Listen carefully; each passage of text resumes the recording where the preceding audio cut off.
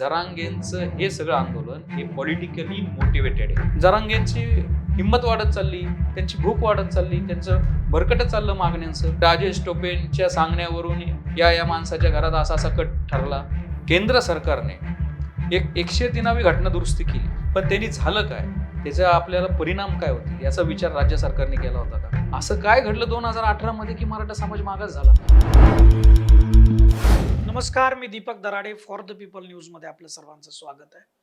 मुद्द्यावर बोलू हा जो आपला मुलाखतीचा विशेष कार्यक्रम आहे, यामध्ये आज आपल्यासोबत आहेत ॲडव्होकेट मंगेश ससाणे. नमस्कार, आपलं स्वागत आहे फॉर द पीपल न्यूजमध्ये. धन्यवाद.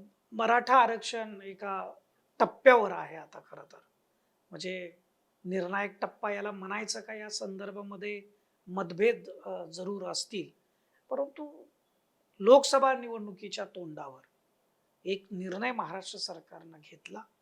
त्याच्यावरती विशेष अधिवेशन बोलवून मराठा समाजाला आरक्षण दिलेलं आहे आणि ते वेगळं 10% आरक्षण असेल असं सांगितलं गेलंय. परंतु ते वेगळं 10% आरक्षण देत असताना काही मुद्दे पुन्हा एकदा समोर आलेत की जसं ते 10% मिळालं तर EWSचं जे केंद्र सरकारने दिलेलं आरक्षण आहे, ते आरक्षण हे मराठा समाजाला मिळणार नाहीये. आणि दुसरी गोष्ट, ज्यांच्याकडे कुणबी प्रमाणपत्र 67च्या कायद्याप्रमाणे असतील त्यांना मात्र ओबीसी मध्ये आरक्षण मिळेल. तुम्ही मराठा आरक्षणाच्या या सगळ्या प्रश्नाच्या संदर्भामध्ये उच्च न्यायालयामध्ये याचिका देखील दाखल केलेली आहे. तर या आत्ताच्या सरकारच्या निर्णयाकडे तुम्ही नेमकं कसं बघताय? काय याच्यातून साध्य झालं? नाही, एकंदरीत आपण जर पाहिलं तर समाजाच्या नेत्यांनी किंवा समाजाच्या ज्या आरक्षणाच्या चळवळीमधील जे पुरस्कर्ते आहेत किंवा चळवळीमधले जे ॲक्टिव्हिस्ट आहेत, तर त्यांनी एक थोडासा कायद्याचा अभ्यास केला पाहिजे. आता याच्यामध्ये मागणी बऱ्याच वर्षापासून मराठा समाजाची होती की आरक्षण पाहिजे, आणि मग मराठा समाजाच्या आरक्षणाचा हा लढा गेली 10-15 वर्षापासून अनेक जण लढले. त्याच्यामध्ये विनायक मेटे असतील, त्याच्यामध्ये राजेंद्र कोंढरे असतील, त्याच्यामध्ये प्रवीण गायकवाड असतील. यांनी बराच वर्ष लढा लढला. 2014 मध्ये नारायण राणे समितीने असंच ESBC म्हणून एक ऍक्ट आणला, म्हणजे इकॉनॉमिकल अँड सोशल बॅकवर्डनेसचा ऍक्ट आणला आणि 14% आरक्षण दिलं. पण ती समिती तसं म्हणलं तर ती बेकायदेशीर ठरवली गेली हायकोर्टामध्ये, कारण की कोणत्याही समाजाला जर शैक्षणिक आणि सामाजिक मागास जर ठरवायचा असेल तर त्यासाठी राज्य मागासवर्ग आयोगाचा अहवाल लागतो. बरोबर. पण ही कमिटी होती त्यामुळे तो टिकला नाही. त्याच्यानंतर मग कोपर्डीच्या जे प्रकरण झालं त्यानंतर महाराष्ट्रामध्ये खूप मोठमोठे मोर्चे आले आणि त्यानंतर परत मग फडणवीस गव्हर्नमेंटमध्ये एक आयोग नेमला गेला. पहिल्यांदा म्हसे त्यांचे अध्यक्ष होते, त्यानंतर मग गायकवाड, मारुती गायकवाड, MG गायकवाड अध्यक्ष होते आणि त्या अध्यक्षतेखाली त्या गायकवाड आयोगाने एक अहवाल आणला. त्या अहवालामध्ये 5 संस्थांकडून सर्वे करून घेतला. जवळजवळ 8 ते 9 महिने हा सर्वे चालला. अनेक वेगवेगळ्या पद्धतीचे त्याच्यामध्ये स्टॅटिस्टिक्स गोळा केल्या गेल्या. मग त्याच्यामध्ये डबेवाले असतील, ग्रेड A-B-C पोस्ट असतील, राजकीय प्रतिनिधित्व किती आहे, या सगळ्या जे डिटेल्स आहे, झोपडपट्टीमध्ये किती, कोणता समाज कसा किती आहे, याचा सगळा अभ्यास झाला आणि तो अहवाल सादर झाला आणि त्या अहवालाच्या आधारावर ACBC ऍक्ट 2018 हा आला. त्यावेळेस पण मराठा समाजाला सामाजिक आणि शैक्षणिक मागास ठरवलं. नंतर तो हायकोर्टामध्ये चॅलेंज झाला. रणजित मोरे आणि भारती डांगरे न्यायमूर्ती यांच्या खंडपीठासमोर ही केस चालली आणि हायकोर्टाने सदरचा ऍक्ट आणि सदरचा अहवाल हा वैध ठरवला. फक्त जो 16% टक्केवारी ते 12 आणि 13% केली. त्यानंतर सुप्रीम कोर्टामध्ये हे गेलं.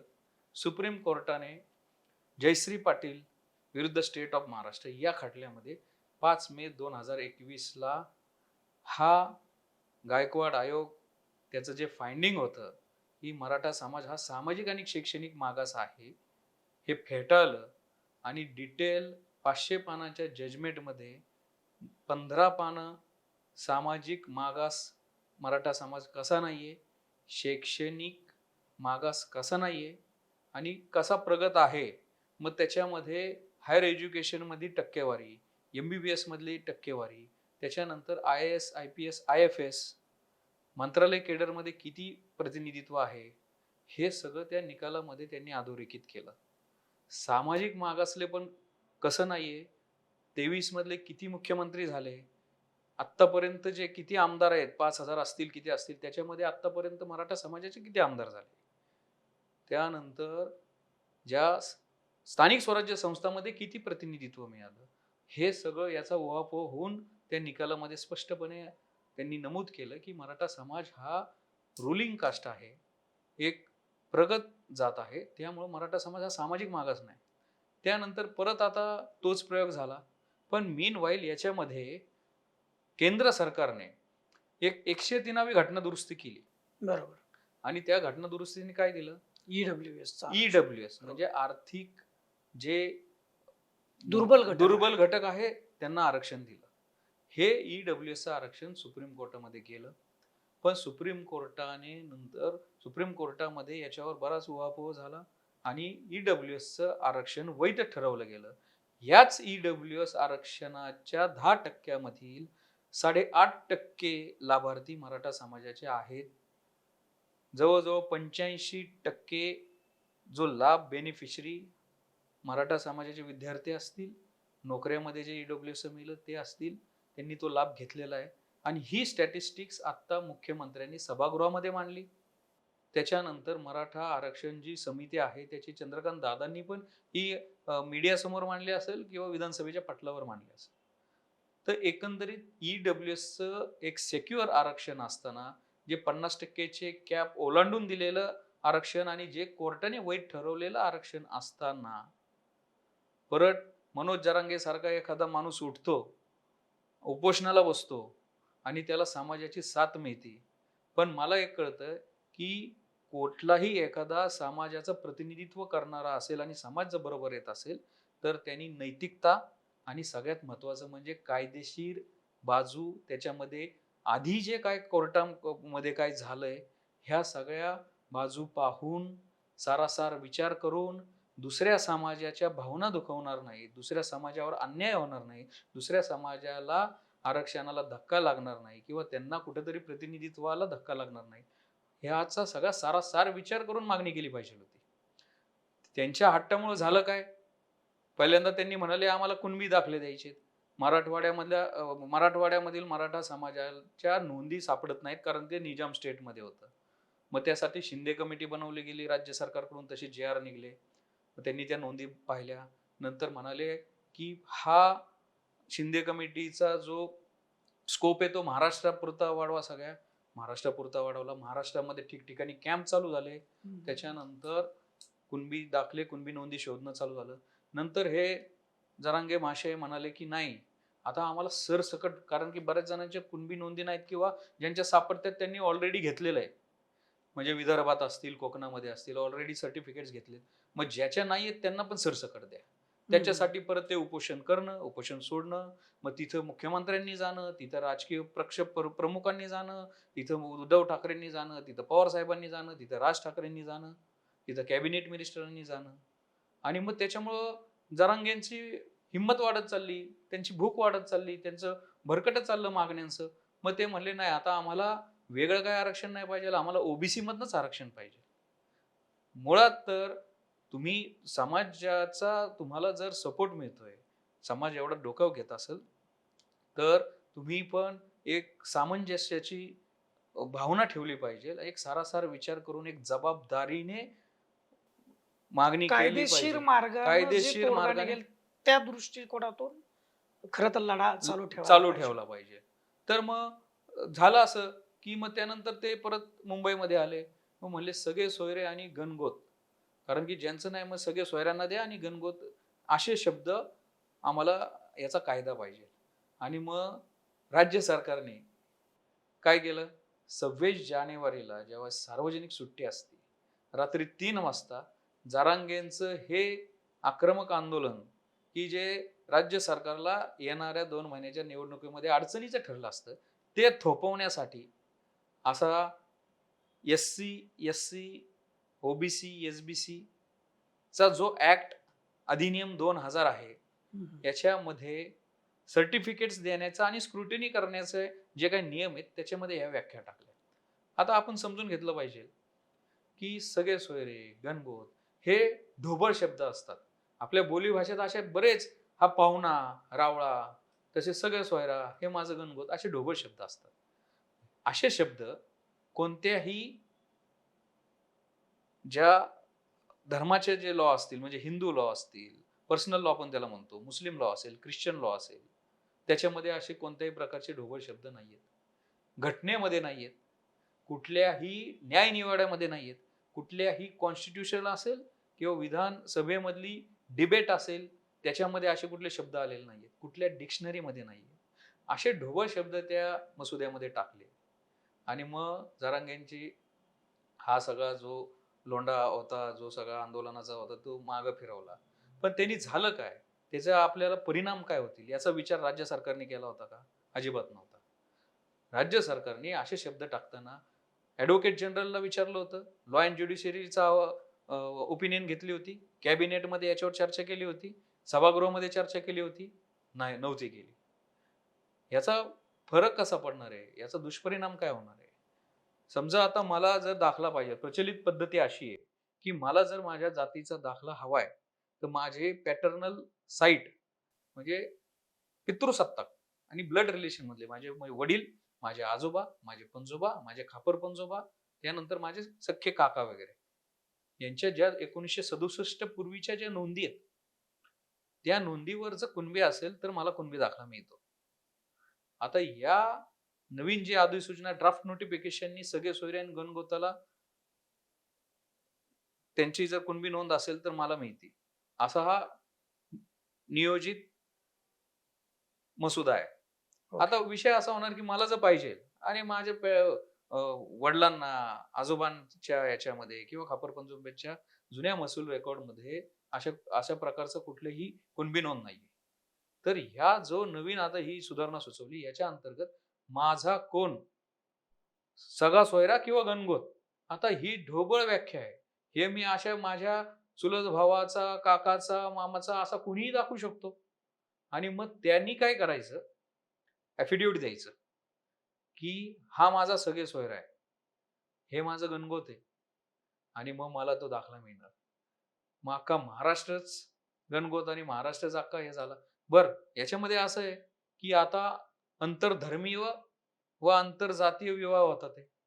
मग सगळे सगळे सोयरे आणि सगळेच गणगोत झाले. दुसरा विषय असा आहे याच्यामध्ये, एखादा आर्थिक बाजू कमकुवत असलेला, गरजू असलेला, बर हा कायदा सर्वात महत्वाचा, हा हा जो गणगोत आणि हा शब्द आहे, कारण की हा कायदा फक्त ओबीसी साठी नाहीये. SC ST SBC VJNT यांच्या सर्टिफिकेट्स देण्याचा हा अधिनियम आहे, हे त्यांना पण लागू होणार. मग उद्या एखादा, समजा आता भोसले नावाचा एखादा व्यक्ती SC समाजातील आहे आणि मी मराठा समाजामधील आहे, आणि मग मी म्हणलं की हा माझा गणगोत आहे, तो म्हणला हे माझं गणगोत आहे, आर्थिक मी त्याला काही मदत केली, तर मग आता SC चे पण दाखले कसे मिळतील, ST चे पण दाखले असेच मिळतील. अक्षरशः ह्या अशा जातीच्या दाखल्यांचा बाजार मानला जाईल. आणि आरक्षणाची जी संकल्पना जी आहे, काय आहे, तर तुम्हाला ऍडिक्वेट रिप्रेझेंटेशन मिळायची शक्यता ज्या समाजाला नाहीये त्यांना ऍडिक्वेट रिप्रेझेंटेशन, समान संधी मिळाव्या म्हणून आरक्षण आहे. तीच संधी संपून जाईल. उद्या समजा नगरसेवकाचे इलेक्शन लागले, उद्या एखादा आमदारकीचा वॉर्ड SC ST साठी राखीव आहे, तर तिथं हे रिप्रेझेंटेटिव्ह, तिथं असेच दाखले मिळतील आणि संपून जाईल. प्रतिनिधित्व मिळणार. हा, तर एकंदरीत हे जे म्हणजे हे आताचे जे राज्य सरकारने जो काही कायदा पारित केला त्याचे परिणाम काय होतील आता, म्हणजे आता EWS तर मिळणार नाही, हे तर सरकारने त्या हे विधेयकामध्येच मला हेच समजत नाहीये की जे वॉटर टाईट आहे, ज्याचे जे आपल्या संसदेने पारित केलेली घटना दुरुस्ती 103वी, आणि त्याच्यामध्ये जसं 15(4) आणि 16(4) आहे, तसं 15(6) आणि 16(6) इन्कॉर्पोरेट केलं. बरं, याला चॅलेंज झालं, पण सुप्रीम कोर्टाने त्याला वैध ठरवलंय. असं कायदेशीररित्या न्यायालयाच्या कसोटीवर टिकलेलं आरक्षण आणि ज्या आरक्षणामध्ये मराठा समाजाने 8.5% 10 मधलं म्हणजे 85% लाभ घेतलेला आहे, त्या आरक्षणावर लाथ मारायची, ते आरक्षण सोडायचं आणि मग असं कुठंतरी सामाजिक मागासलेपण असं घाईघाईत 11 दिवसामध्ये प्रेशर करून ते घ्यायचं आणि मग परत न्यायालयीन प्रक्रियेमध्ये अडकायचं आणि ते बिचारे माझे मराठा बांधव की ज्यांना वाटतं की आम्हाला आता आरक्षण मिळणार आणि त्यांची नोकऱ्या पुन्हा मिळणार, घोर निराशा होणार. त्यांची घोर निराशा होणार, त्यांची म्हणजे बोळवण आता होणार. या आरक्षणाला सुद्धा चॅलेंज होऊ शकतं आता जो कायदा नक्कीच संमत का नाही केला? होणार? 2021 मध्ये 5 जजचं खंडपीठ म्हणतंय की मराठा समाज हा सामाजिक आणि शैक्षणिक मागास नाहीये. तो प्रगत कसा आहे ह्याची आकडेवारी टेबल वाईज मांडतंय निकालामध्ये. आणि त्याच्यामध्ये आपल्या सर्वांच्या माहितीसाठी सांगतो, की त्याच्यामध्ये एक ओळ आहे. आधीचे कालेलकर आयोग, बी.डी. देशमुख कमिटी असेल, मंडल आयोग असेल, त्याच्यानंतर नॅशनल बॅकवर्ड क्लास कमिशन असेल, बापट कमिशन आहे, खत्री कमिशन आहे. ह्या आयोगांनी मराठा समाजाचे सामाजिक आणि शैक्षणिक मागासले पण नाकारले. असं त्यांनी त्याच्यामध्ये फाइंडिंग दिलंय. आणि खाली काय लिहिलंय? Then what comes after? नंतर असं काय घडलं? असं काय घडलं 2018 मध्ये की मराठा समाज मागास झाला? असं कोर्ट म्हणतंय त्या निकालामध्ये. आता मग मला सांगा, तुम्ही पण उच्च न्यायालयामध्ये एक याचिका दाखल केलेली आहे. ती नेमकी काय आहे आणि त्याच्यातले तुमचे आक्षेप काय आहेत? मुळात जी उच्च न्यायालयामध्ये माझी जी याचिका आहे, ती हे सगळे सोयरे किंवा हे गणगोत खरं तर तो ड्राफ्ट मसुदा आहे. त्याच्यामुळे त्याला तर चॅलेंज करता येत नाही. पण तो ज्या बेसवर हे सगळे दाखले चालू झालेत, कारण की आपण बघतोय की महाराष्ट्रामध्ये बऱ्याच इलेक्शन्समध्ये किंवा बऱ्याच पोस्टसाठी असे दाखले तात्पुरते दिले जातात. दिले जातात, ते घेतले जातात. त्यासाठी जी प्रचलित पद्धती असेल, जी यंत्रणा असेल, ती यंत्रणा झुकवली जाते, वाकवली जाते. त्याच्या विरोधात हायकोर्टामध्ये अनेक केसेस प्रलंबित आहे. हे सुरुवात कुठनं झालं? तर एक खत्री कमिशन 2000 साली होतं. त्या खत्री कमिशनमध्ये तिथं तर चेअरमन खत्री पण नव्हते. बाकीच्या 4 सदस्यांनी हा विषय हाताळला आणि त्याच्यामध्ये त्या रिकमेंड असं केलं, की ज्या कुणबी समाजाच्या व्यक्तींच्या जुन्या महसूल रेकॉर्डमध्ये मराठा कुणबी व कुणबी मराठा असं लिहिलंय, तर त्यांना कुणबीचे सर्टिफिकेट्स देण्यात यावं. त्याचं चुकीचं इंटरप्रिटेशन राज्य सरकारने केलं. असंच पॉलिटिकली त्यावेळेस प्रेशर असेल, की कुणबीच्या जागी सब कास्ट म्हणून पोटजात म्हणून मराठा कुणबी आणि कुणबी टाकलं आणि त्यानंतर हे सगळं चालू झालं. तर आमचं म्हणणं असं आहे, की जो कुणबी हा वेगळा आहे. ते वेगवेगळ्या ब्रिटिश गॅझेटियर्समध्ये ट्राइब्स ऑफ इंडिया त्याच्यामध्ये आहे. कुणबीच्या खऱ्या ज्या पोटजाती आहेत, त्या तिरोळे आहेत, घाटोळे आहेत, अशा बऱ्याच वेगवेगळ्या धनोजे कुणबी आहेत, अशा वेगवेगळ्या पोटजाती आहेत. पण ह्या खऱ्या झाल्या मूळ जाती. पण आमचं असं म्हणणं आहे किंवा आम्हाला अशा अभ्यासामध्ये असं स्पष्ट झालं आणि अनेक न्यायनिवाडे आहेत. त्याच्यामध्ये मग सुहास अनंत दशरथे असतील, त्याच्यानंतर जगन्नाथ होले असेल, वेणुनाथ चव्हाण असेल. याच्यामध्ये हायकोर्टाने आणि सुप्रीम कोर्टाने पण सांगितलंय, की कुणबी ही जात नाही. कुणबी हा व्यवसाय आहे. पण तो व्यवसाय कसा आहे?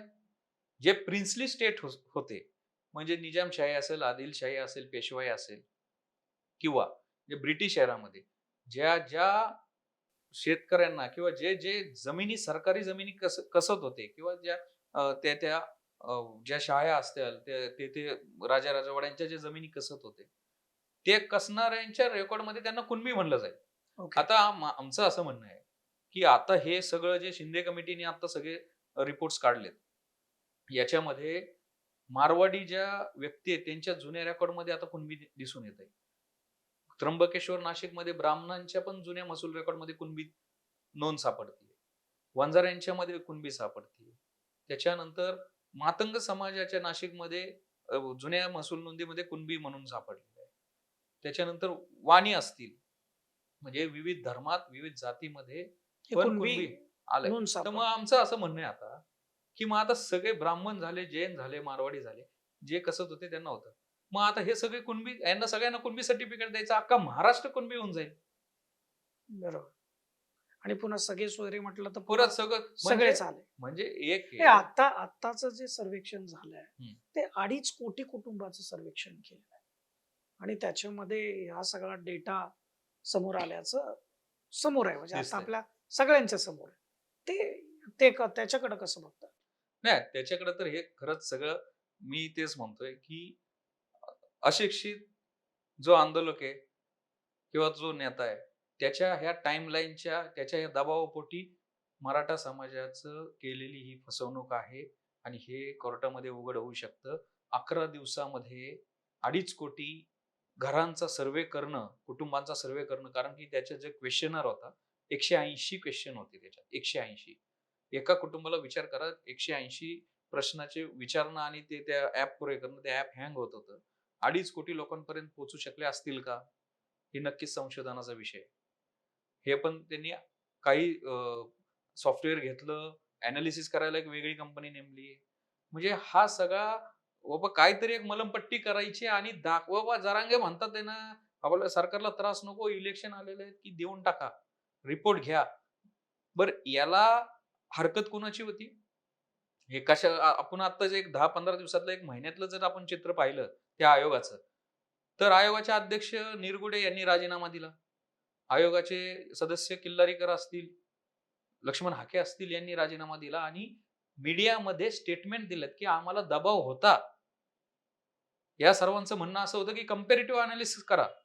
370 कोटी तुम्ही फक्त एका समाजाला हे करू नका. कारण की हायकोर्टामध्ये याच्यामुळं सुप्रीम कोर्टामध्ये 2021ला याच्यामुळेच तर आरक्षण फेटाळलं गेलं मराठा समाजाचं. कारण की कंपॅरेटिव्ह अॅनालिसिस नव्हता. बाकीच्या सगळ्या जातींचं केलं असतं तर समजलं असतं. पण इथं काय केलं, की बाकीच्यांचं कारण की वेळ लागेल. ओबीसींचं करू नका. 370 कोटी फक्त एका समाजासाठी आणि ते पण 11 दिवसात करा, घाईघाईमध्ये करा. आणि काहीतरी कन्क्लुजन तर त्यांना सांगितलं होतं, की असं-असं आहे. पण तुम्ही ज्यावेळेस अशा प्रकारचं कुठलंतरी घाईघाईमध्ये काहीतरी काढता, ते चिरकाल टिकत नाही. त्यामुळं बरोबर. माझं असं म्हणणं आहे, की हे 2.5 कोटी असेल किंवा हा डाटा असेल. बरं असं जर हा होतं तर संशयास्पद वाटतं तुम्हाला? संशयास्पद तर नक्कीच आहे आणि चिंताजनक पण मराठा समाजासाठी. कारण की हे हा आता अहवाल जरांगे पाटील यांचे जे सहकारी आहेत, हं, ज्यांनी या आंदोलनामध्ये त्यांच्या बरोबर लढा दिला, हं. त्यांनी आजच पत्रकार परिषद घेऊन जरांगे पाटलांवरतीच आरोप केलेले आहेत. तर तुम्हाला तर तो विषय माहिती. समजला असेल, जे बारस्कर महाराज आहेत. बारसकर महाराज. हा. नाही त्यांचं पाहिलं. नाही मुळात कसं असतं, लोकं एखाद्याला जनमत मिळत असतं त्यामुळे लोकं शांत असतात. पण ज्यावेळेस त्यांना समजायला लागतं, की नाही हा आपल्या समाजाला कुठेतरी चुकीच्या ठिकाणी घेऊन चाललाय आणि ते त्यांच्या लक्षात आलं नंतर, की मागण्या चुकीच्या आहेत. ईडब्ल्यूएसचं आरक्षण सोडून इथं कुठेतरी असं बेकायदेशीर किंवा घाईघाईतलं आरक्षण घेणं, त्याला कोर्टामध्ये टिकवत बसणं किंवा मग ओबीसीमध्ये घुसायचा हट्ट करणं, असे असे कुठलेतरी शब्द टाकून घेणं, की जे पण टिकणार नाही आणि समाजामध्ये एक सामुदायिक कलह निर्माण होईल. त्यामुळे ते बारसकर आले. मी तर म्हणतो खरं बरेच अभ्यासक आहेत. यांनी हे आपसामध्ये किंवा एक बंद खोल्या किंवा अशी कुजबूज चालू असते, की नाही बाबा हे कुणाला विश्वासात घेत. हे आधी झालं पाहिजे होतं. माझं तर असं स्पष्ट म्हणणं आहे, की हे जर आधीच झालं असतं आणि दुसरं म्हणजे एक विषय, की जसं 15/4 आणि 16/4 प्रमाणे जर तुम्ही म्हणताय वेगळं आरक्षण ओबीसीतलं पाहिजे, त्यापेक्षा 103व्या घटना दुरुस्तीनुसार 15/6 आणि 16/6 ची मर्यादा वाढवता आली नसती का? ईडब्ल्यूएसचा राज्याने एक वेगळा आणखीन कोटा केला असता, तर नसतं चाललं का जरांगेंना? माझं असं म्हणणं आहे, की जरांगेंचं हे सगळं आंदोलन हे पॉलिटिकली मोटिव्हेटेड आहे. कारण की आता वेगळं 10% दिलंय तरी त्यांना ओबीसीतच यायचंय. म्हणजे नक्कीच तुम्हाला ओबीसींचं वाटोळं करायचंय. ओबीसींना कुठल्याही प्रकारचं राजकारणामध्ये, नोकरीमध्ये प्रतिनिधित्व मिळवून नाही द्यायचं. त्यासाठी हे चाललेलं आहे आणि जरांगेंना सरकारला अडचणीत आणायचंय. त्यामुळे जरांगेंच्या मागं आणि त्यांचे सहकारी आलेत ना आता. ते डायरेक्ट नेत्यांची नावं घेतात ते, की राजेश टोपेंच्या सांगण्यावरून या माणसाच्या घरात असा-असा कट ठरला. म्हणजे एकंदरीत जरांगेच्या पाठीमागचा जो चेहरा आहे किंवा पॉलिटिकल अजेंडा आहे तो समोर यायला लागलेला आहे. फक्त मराठा समाजाचं याच्यामध्ये नुकसान होतंय. हे सदसद विवेकबुद्धीने सारासार विचार करून अशीच बारस्कर महाराजांसारखे आणखीन जे विचारवंत असतील त्यांनी समोर यावं आणि समाजाला पण सांगावं समजून, की नाही आपल्याला हे मिळू शकतं. आपण सामाजिक मागास नाही आहोत. आपल्यामध्ये गरीब असतील, मराठवाड्यामध्ये अनेक अल्पभूधारक असतील, पण आपल्यासाठी ईडब्ल्यूएस आरक्षण आहे. हे असं समाजाला सांगण्याची आता वेळ आलेली आहे, असं माझं मत आहे. अगदी म्हणजे अगदी थोडक्या शब्दामध्ये तुम्ही ही सगळी कायदेशीर आणि जी सामाजिक लढ्याची जी प्रक्रिया आहे बरोबर. ती त्याचं विश्लेषण केलं त्याबद्दल मनापासून धन्यवाद तुमचे. हे होते ऍडव्होकेट मंगेश ससाणे, ज्यांनी या मराठा आरक्षणाच्या संदर्भामध्ये उच्च न्यायालयामध्ये त्यांनी याचिका देखील दाखल केलेली आणि या सगळ्या लढ्याचा ते अभ्यासही करतायत, काय आरक्षणाचा अभ्यास करतात. त्या संदर्भात त्या लढ्यामध्ये ते सहभागी देखील आहेत. आणि या एकूणच राज्य सरकारने जो कायदा केलेला आहे, मनोज जरांगे पाटील यांनी जो लढा उभा केलेला आहे आणि या सगळ्यामधून जे काही सार येत आहे त्याच्याकडे आपण एक उघड्या डोळ्यांनी कसं पाहायला पाहिजे, समंजस भूमिकेनं कसं ते समजून घेतलं पाहिजे, या संदर्भातलं त्यांचं हे विश्लेषण होतं.